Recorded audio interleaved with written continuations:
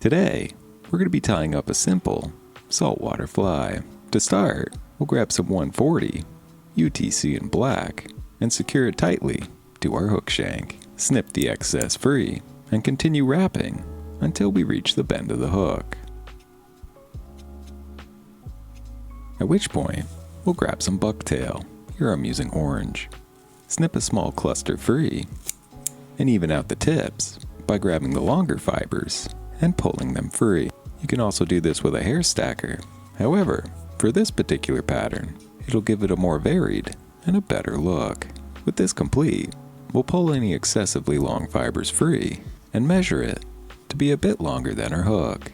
At which point, we'll secure it to the top of the fly by first taking a wrap around it before securing it tightly in place, starting with some loose wraps, especially near the back of the fly, and wrapping tighter and tighter as we go up towards the hook eye. Once complete, we'll fold everything over, wrapping up towards the hook eye and leaving a bit of room before folding it back over and securing it tightly in place.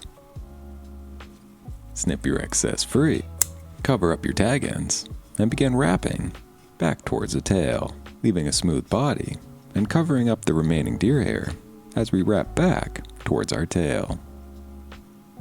With this complete, we'll grab some estaz. Here I'm using a black as well as an orange. We'll strip the tips free, exposing the braided core, and use this to secure it tightly to our hook shank, once again wrapping back towards our tail. With these secured tightly in place, we'll bring our thread back up towards the hook eye,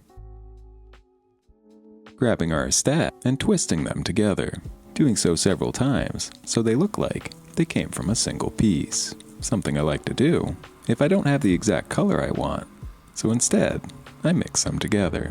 At which point, we'll start wrapping this up the body in slightly open spirals, pulling the fibers backwards as we go so we don't trap any excess, and doing so until you reach your thread. At which point, we'll secure it tightly in place and snip your excess free. And if yours looks like mine and has any fibers that are going to stick out past the hook eye and look a bit ugly, you can just simply burn them off. With this complete, we'll secure our tag ends and leave a thread base for our next step. Clean up any excess fibers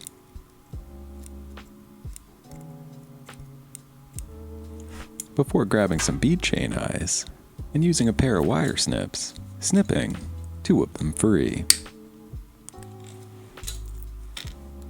We'll position these on the upper side of our hook shank, securing them tightly in place by using a figure 8 pattern. We'll do this several times to help lock it in place and ensure it won't spin around the hook shank.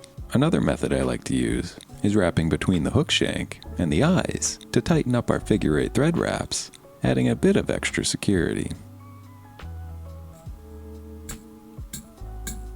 At which point, we'll grab a hem cape. Here I'm using a cream color, pulling 2 fibers free, stripping away our excess before securing it just behind our bead chain eyes.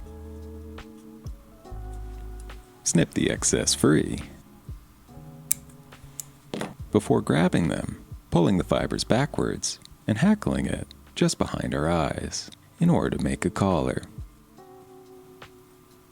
With this complete, we'll secure the excess in place, securing both in front as well as behind before pulling our excess free. At which point, we'll wrap back on it slightly to give it a brush back look.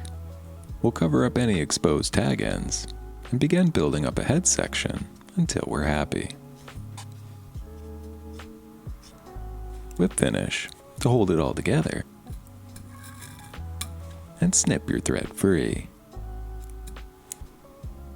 And grab some UV resin, painting it over the head of the fly and fixing it in place with our UV light. With this secured, we'll grab some bone dry, painting it over the top. This will give it a cleaner finish and be tack free. Fix in place with the UV light, and this is a simple little saltwater pattern. I filmed this a few months ago, right before my guide season, and I actually forgot the name of it. So if you know it, leave it in the comments below. And while we've had quite the break, my schedule is back to normal, so there'll be plenty of fly tying videos for the winter tying season. So thank you for watching, subscribe for more, and I will see you in the next one.